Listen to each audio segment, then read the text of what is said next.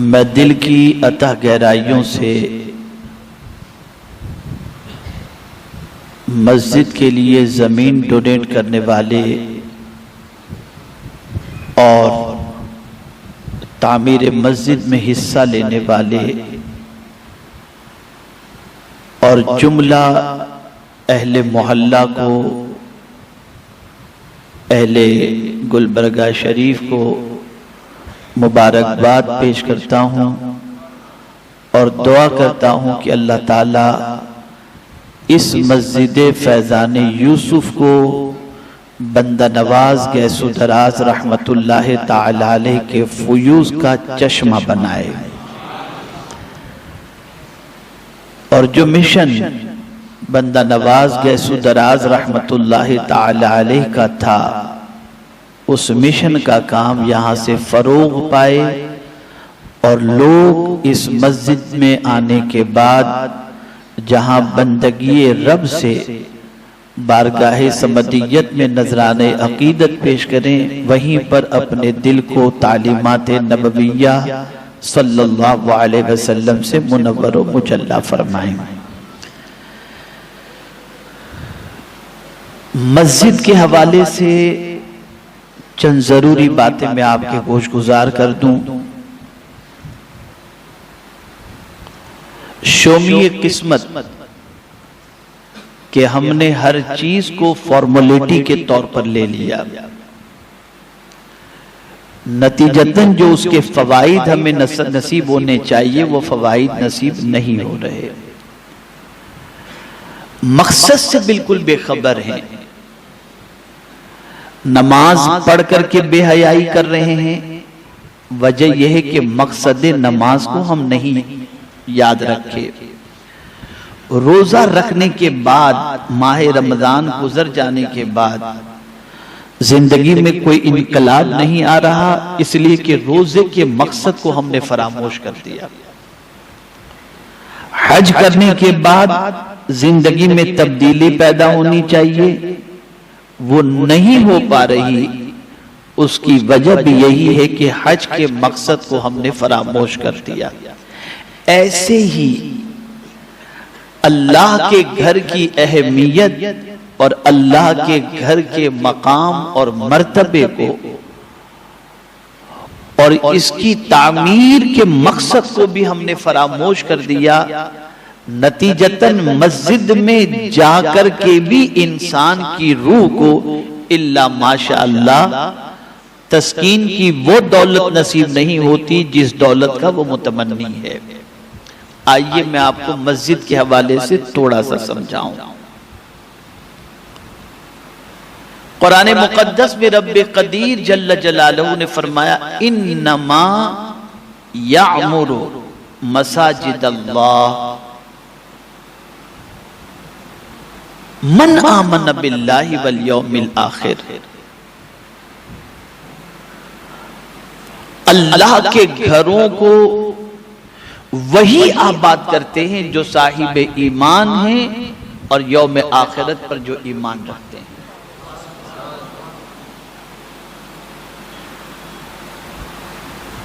पैगंबर रहमत सल्लल्लाहु ताला अलैहि वसल्लम को मस्जिद से कितनी उनसियत थी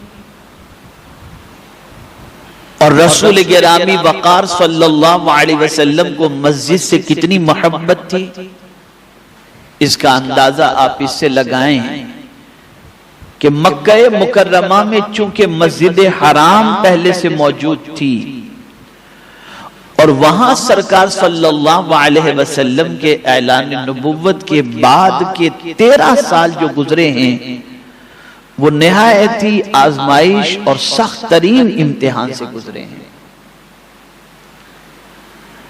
लेकिन जब रसूल आजम सल्लल्लाहु ताला अलैहि वसल्लम मक्का मुकर्रमा से हिजरत फरमाकर मदीने तशरीफ लाए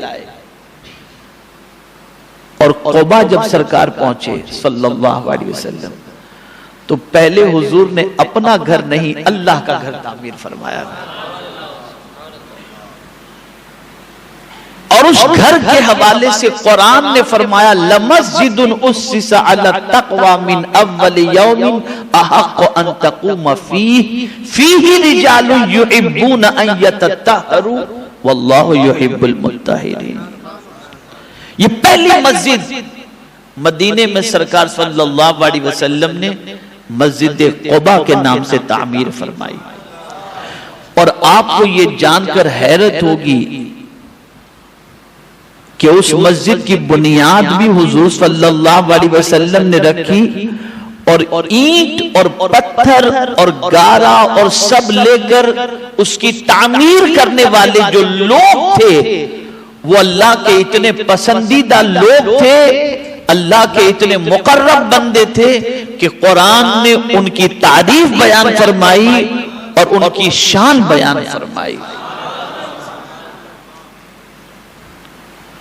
तो सरकार सल्लल्लाहु अलैहि वसल्लम क़ुबा तशरीफ लाए तो क़ुबा में मस्जिद तामीर फरमाई, और फिर रसूल आज़म सल्लल्लाहु अलैहि वसल्लम 3 दिन के क़याम के बाद मदीने तशरीफ लाए।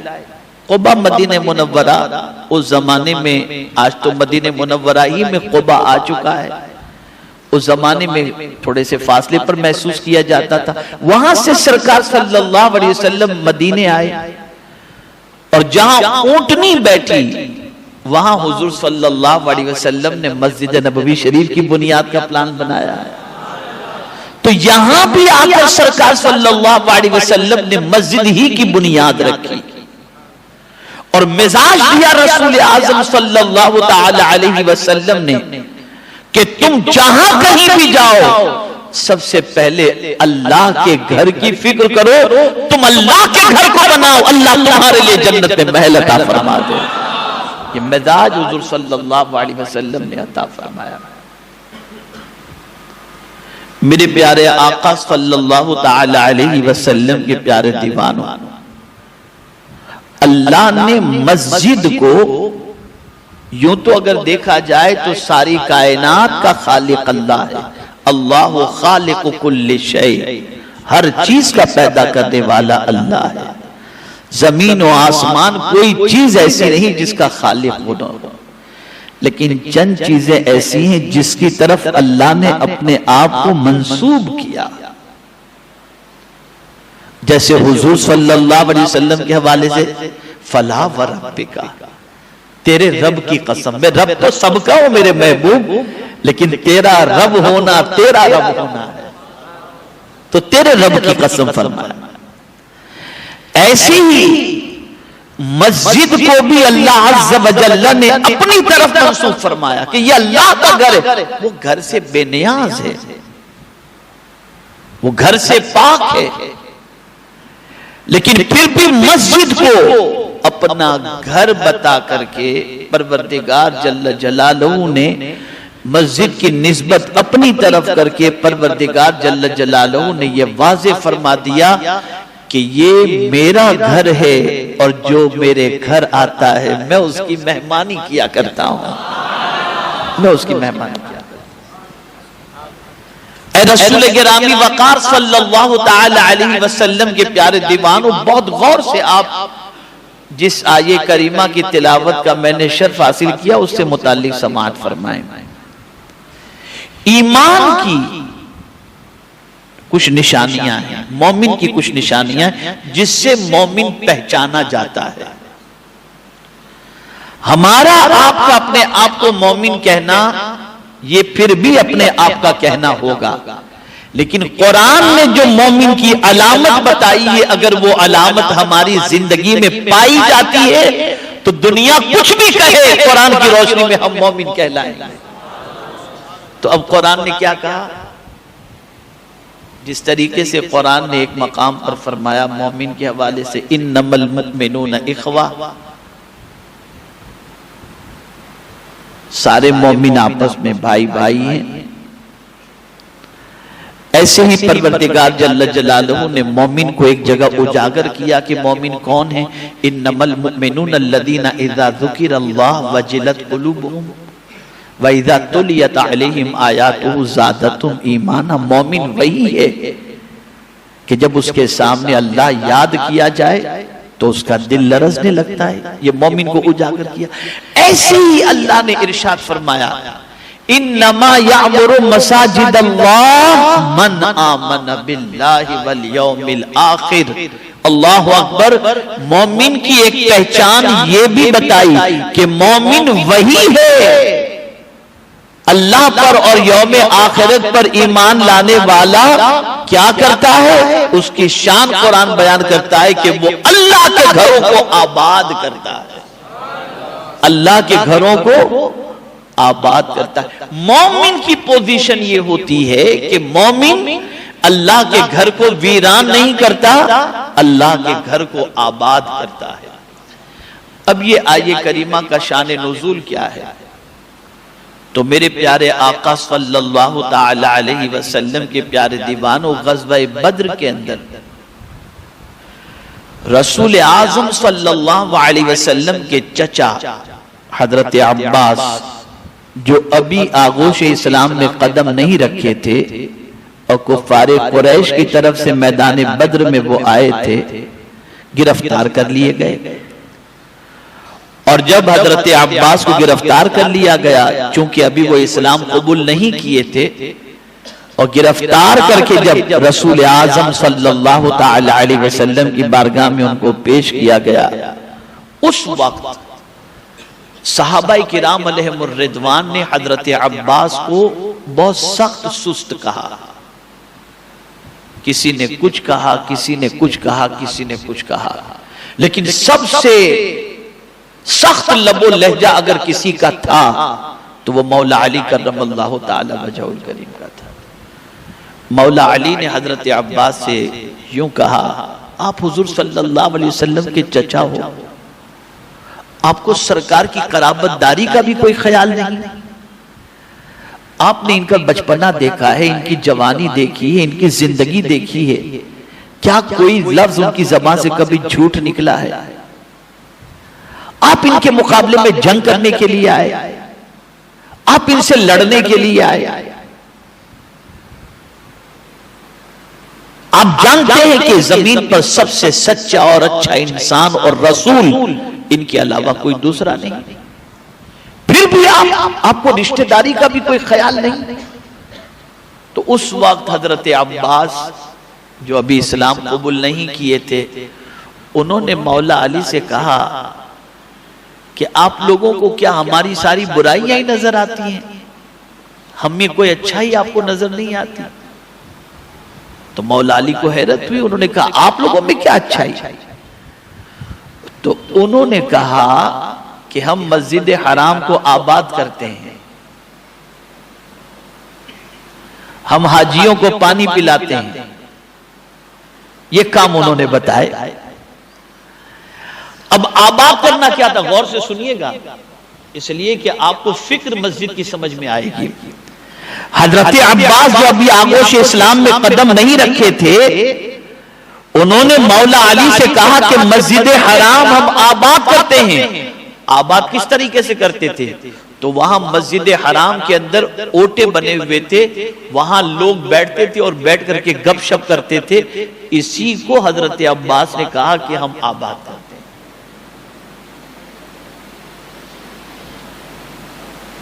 कुरान ने फौरन आये करीमा कुरान मुकद्दस की नाजिल हुई कि तुम जिस चीज को आबाद करना कहते हो वो आबाद करना नहीं है, आबाद करना ये है कि अल्लाह के घर के अंदर तुम नमाज कायम करो। और कोई मुशरिक अल्लाह के घर को आबाद नहीं करता, अल्लाह का घर आबाद करता है तो ईमान वाला आबाद करता है, आखिरत पर भरोसा रखने वाला और यकीन रखने वाला आबाद करता है। उस वक्त ये आये करीमा नाज़िल हुई। मेरे प्यारे आका सल्लल्लाहु ताला अलैहि वसल्लम के प्यारे दीवानों, यहीं से ये मिजाज मिला कि जो साहिब ईमान और यौम आखिरत पर यकीन रखता है वो मस्जिद में बंदगी करने के लिए आता है, दुनिया की बातें करने के लिए नहीं आता। और फरमाया गया मस्जिद में दुनिया की बातें करना बिल्कुल इस तरह है कि लकड़ी को जिस तरह से आग जला डालती है, ऐसे ही दुनिया की बात अगर कोई मस्जिद में करे तो उसकी नेकियां ये बातें जला दिया करती हैं।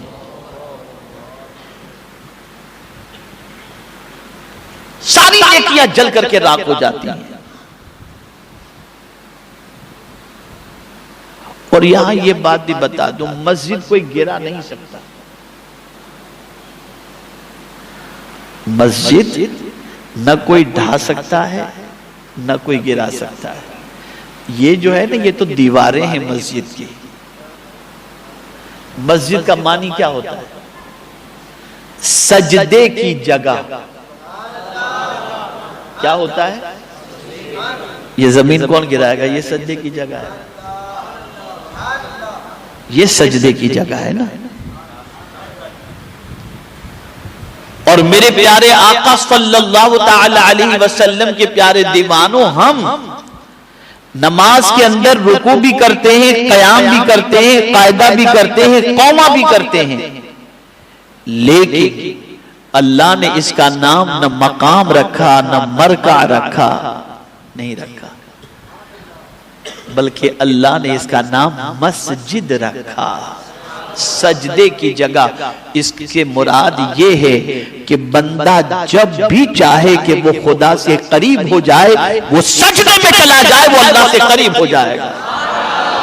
और सजदे की हालत में बंदा खुदा से सबसे ज्यादा करीब होता है। ए रसूल आज़म सल्लल्लाहु ताला अलैहि वसल्लम के प्यारे दीवानों,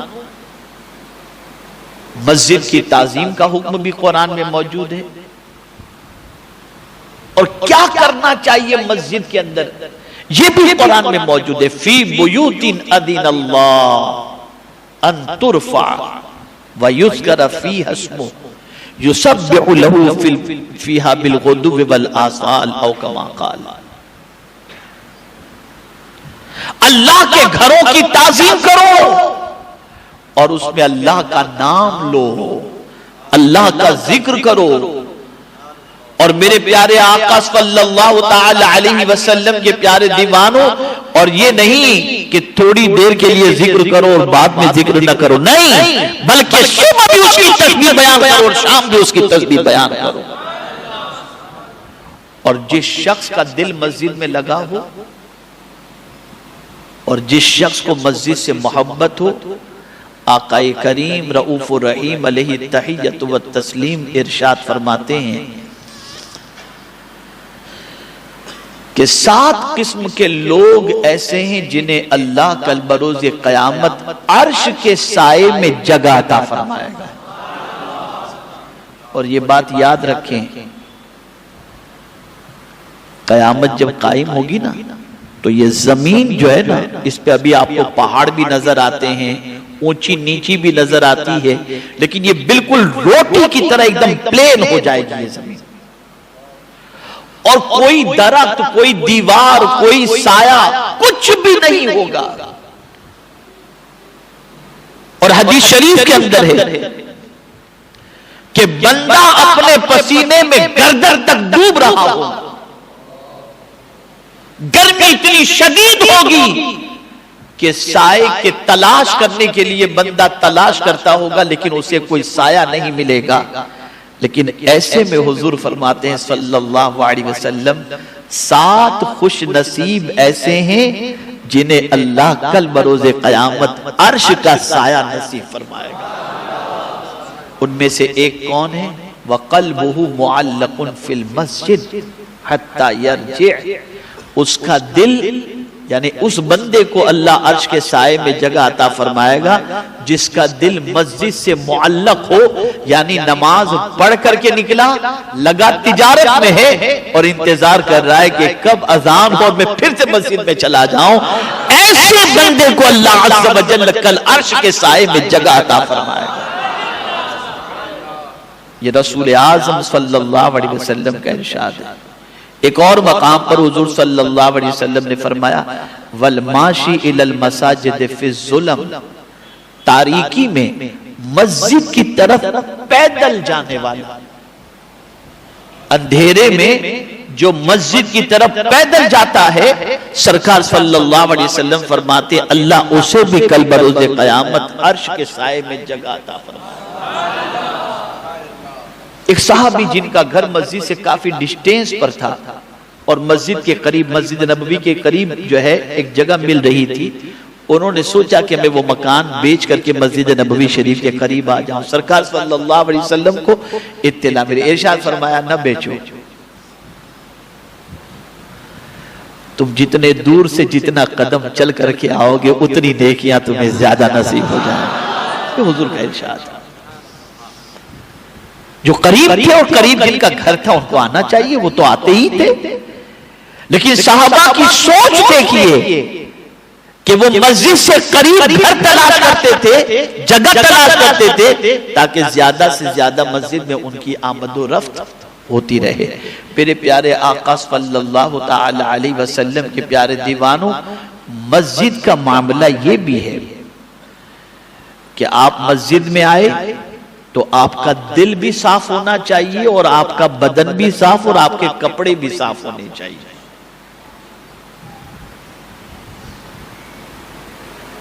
प्योरिटी होनी चाहिए।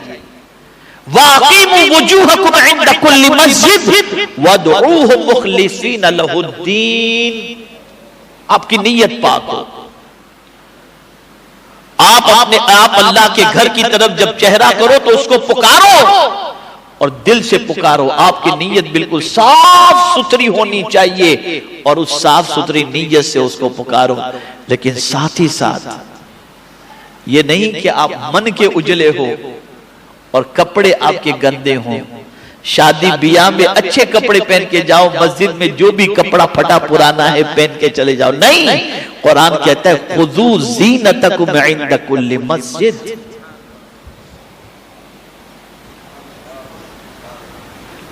सवर करके जाओ, इसलिए कि किसी का दरबार खुदा से बढ़ करके नहीं हो सकता। तो जब उसके घर में जाओ तो सवर करके जाओ, अच्छे लिबास से बेहतर करके जाओ, अच्छी तरह से संवर करके जाओ।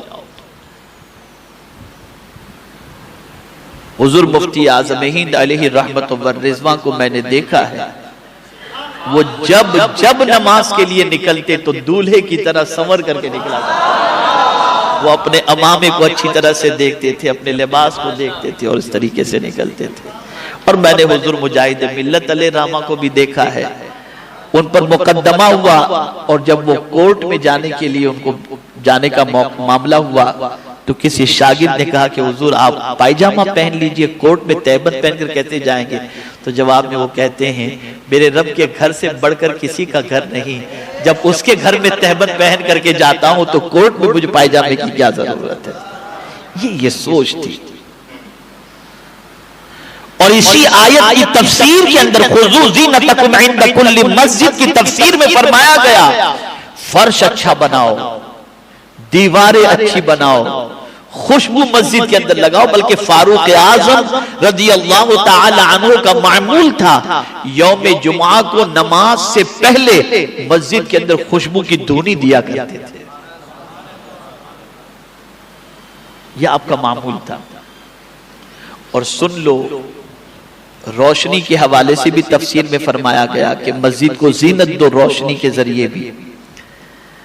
आक़ाए करीम सल्लल्लाहु अलैहि वसल्लम एक बार मस्जिद नबवी शरीफ में तशरीफ लाए तो मेरे आका सल्लल्लाहु ताला अलैहि वसल्लम ने देखा कि किसी ने रोशनी का इंतजाम मस्जिद नबवी शरीफ में किया है। सरकार सल्लल्लाहु अलैहि वसल्लम ने इरशाद फरमाया ये किसने किया है? तो जिसने किया था उनका नाम बताया गया। तो आक़ाए करीम सल्लल्लाहु अलैहि वसल्लम ने फरमाया अगर मेरी कोई बेटी बिन ब्याही होती तो मैं उसके अक़्द में दे देता। इतने हुजूर खुश हुए, आप सोचिए। हमने इस जगह को समझा क्या है? आक़ाए करीम सल्लल्लाहु अलैहि वसल्लम इरशाद फरमाते हैं रूए जमीन की सबसे बेहतरीन जगह मस्जिद है और सबसे बुरी जगह बाजार है। आला हजरत अजीमुल बरकत इमाम इश्क व मोहब्बत से किसी ने पूछा कि मस्जिद में दुनिया की बातें करना ये कितना बड़ा गुनाह है, इसकी सजा क्या है? आला हजरत अजीमुल बरकत इमाम इश्क व मोहब्बत फरमाते हैं, मस्जिद में दुनिया की बातें करना गोया अपनी कब्र में आग का इंतजाम करने के बराबर है। अंदाजा लगाएं आप, ये अल्लाह के घर का मामला है। और इसीलिए याद रखें कि मस्जिद में जब आए इबादत की गर्ज से आए, और जब आप इबादत कर लें फिर मस्जिद में न रुके, आप फौरन मस्जिद से चले जाएं, इसलिए कि जुमा से बढ़कर तो कोई दूसरा बड़ा दिन नहीं हो सकता। सय्यदुल अय्याम यौम जुमा, लेकिन कुरान कहता है इज़ा कुदियतिस सलाह फंतशिरू फिल अर्द वब्तगू मिन फज़लिल्लाह, जब तुम नमाज अदा कर लो तो अल्लाह की जमीन पर फैल जाओ और फिर अल्लाह का फज़ल तलाश करो। यानी कुरान खुद नमाज अदा करने के बाद मस्जिद से निकलने का हुक्म दे रहा है कि अब बाहर जाओ तिजारत करो, इसलिए कि तुमने नमाज अदा कर ली। अब ये नहीं कि सारी पंचायत, सारी बातें, सारा प्लान मस्जिद के कोने में बैठ के हम कर रहे हैं। मस्जिद सिर्फ और सिर्फ इबादत के लिए है। और आप नहीं जानते जितने कदम मस्जिद की तरफ आदमी चल करके आता है, वो जमीन का जर्रा जर्रा उस मस्जिद में आने वाले के लिए कयामत में गवाही देगा। और अल्लाह वालों का हाल तो ये होता कि जिस जमीन पर चल करके वो मस्जिद जाया करते थे, उन अल्लाह वालों की ताजीम जमीन भी करती थी और जानवर भी किया करते थे। एक बुजुर्ग थे जो मस्जिद में नमाज के लिए जाया आया करते थे, जिस रास्ते से वो गुजरते थे उस रास्ते पे कभी जानवर पलीदी नहीं करता था। एक मर्तबा जानवर की नजासत किसी ने उस रास्ते पर देख ली तो बरजस्ता कहा, क्या फलां का इंतकाल हो गया है? इसलिए कि वो इसी रास्ते से गुजरकर मस्जिद में आते थे तो जानवर यहां नजासत नहीं करता था, इसलिए कि ये अल्लाह वाले के लिए मस्जिद का रास्ता था। ये मस्जिद। अब एक बात और समाअत फरमा लें, जो शख्स मस्जिद के करीब रहकर मस्जिद को आबाद नहीं करता, मस्जिद की दीवारें उसके लिए बद्दुआ करती हैं और ये कहती हैं, ए अल्लाह, इसने तेरे घर को वीरान रखा तो इसके घर को वीरान रखा। और जो मस्जिद को आबाद करे तो मस्जिद की दीवारें अल्लाह की बारगाह में दुआ करती है, अल्लाह, इसने तेरे घर को आबाद रखा तो इसके घर को आबाद। फिर यहां मैं बता दूं, सोने के लिए मस्जिद नहीं है, खाने के लिए मस्जिद नहीं है, अखबार पढ़ने के लिए मस्जिद नहीं है, चूल्हा जला करके खाना खिलाने के लिए मस्जिद नहीं है। ये जो कई कई दिनों तक मस्जिद में आकर के लोग रुक जाते हैं और फिर औंधे पड़े होते हैं और फिर थोड़ी देर जिक्र व अस्कार और थोड़ी बातें हुई, फिर गैस भी जल रहा है, चूल्हा भी जल रहा है, खाना भी पक रहा है, तबलीग भी हो रही है, अखबार भी पढ़े जा रहे हैं, ये सब चीजें मस्जिद में नहीं। मस्जिद सिर्फ और सिर्फ अल्लाह की बंदगी के लिए है। और ये बात याद रखो, आज अगर मैं ये कहूंगा तो गलत बात नहीं होगी, ये बिल्कुल फैक्ट है। अब ये आखिरी बात आप जहन के अंदर, दिल के अंदर बिठा करके उठें, सच बताना, बिल्कुल सच बताना। आज ये पोजीशन है ना, आदमी मस्जिद में कब जाता है जुमा को? जब खुतबा शुरू होता है और मस्जिद से जल्दी भाग जाता है। सच बताना, मस्जिद में दिल नहीं लगता ना लोगों का। भाई एक सवाल पूछ रहा हूं, बहुत ठंडे कलेजे से जवाब दीजिए, अपने आप में झांक करके जवाब दीजिए। बहुत सारे लोग मस्जिद में आते हैं, बेचैनी होती है, यार कब निकले, अरे इमाम साहब बहुत लंबी किरत कर डाले यार, थका दिया उन्होंने दिल।